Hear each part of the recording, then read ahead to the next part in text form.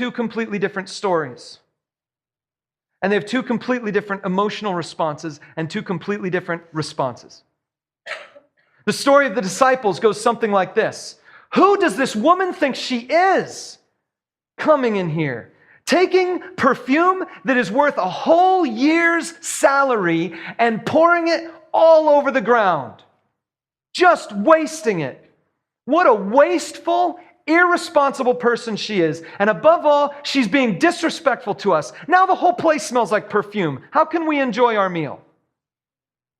How disrespectful she's being to us. We can't even enjoy our meal. And their emotional response is indignant anger, and they rebuke her. Jesus tells a different story, though. He says, this is Mary. Last week, her brother was dead. She has burial perfume, unused, expensive burial perfume. It's not been opened. Last week, when her brother was sick, she was probably thinking about it. That perfume, is she going to have to use it? It took her a year's wages to buy it. And now her brother is dead, and she doesn't use it. Maybe she's waiting for Jesus to come. Maybe she's just anxiously hoping that she's not going to need to use it because Jesus is going to get there early enough, but she doesn't get to use it. Now, 4 days later, she hasn't used it yet, and Jesus has just arrived, and he says, roll the stone away, and she says, we can't. He smells bad. She hasn't used her perfume. She was saving it. And Jesus comes and makes her not need it. She doesn't need it anymore. Her brother's not dead. She got her brother back. What does she need the perfume for? It's absolutely unnecessary now. She can use it for anything.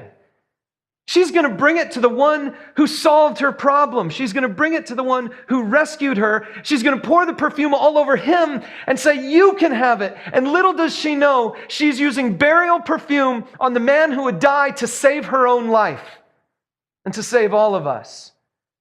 And so Jesus brings out the prophetic act of this woman and lets everybody know she's doing this. She saved it for my burial, not Lazarus's burial. She saved it for my burial, and it's on me now. There's no turning back. We're on our way. Jesus speaks words of encouragement and love and respect and honor to this woman because that's what he's feeling. He knows her story, and he feels what it means. And he tells the story, and here's the thing. Both the stories were right. Neither one of these stories was wrong. She was being wasteful. She was being disrespectful to the disciples' meal. She was being irresponsible, pouring it all over the ground. But she was also being extravagantly in love with Jesus. Both stories were true. Only one story was good. Here's my question for you. What stories are you telling yourself? What stories am I telling myself? See, here's the thing. The story is the programming language for your brain. Story comes into place before the emotion hits. So you can do this kind of thing. I experience a situation. I tell myself a subconscious story. I feel an emotion. Oh, that's not a helpful emotion. I'm going to come back and tell myself a new story. I'm going to refigure this one out. Here's a great question to ask yourself. Ask yourself this question every time you're in conflict. Why would a smart person do what they're doing? Why would a reasonable person do what they're doing? Why would a person who loves me do what they're doing? Is there any possible way I can reinterpret this to be in their favor? And then hang with that until they prove without a shadow of a doubt that you're wrong.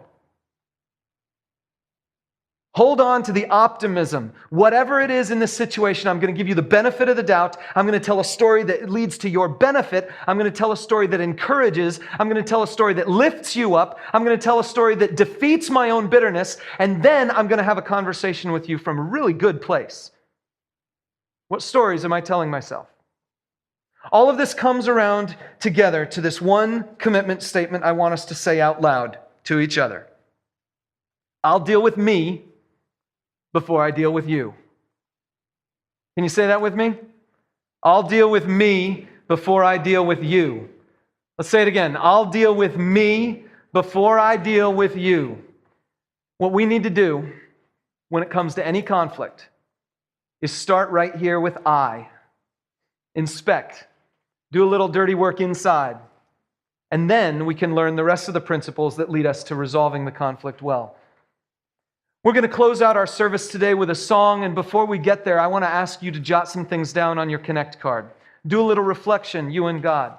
Ask God this question right now. God, what needs to happen in me so that I can either handle my conflict well or I can deal with the next conflict well? Just do a little introspection right now as we spend some time with God.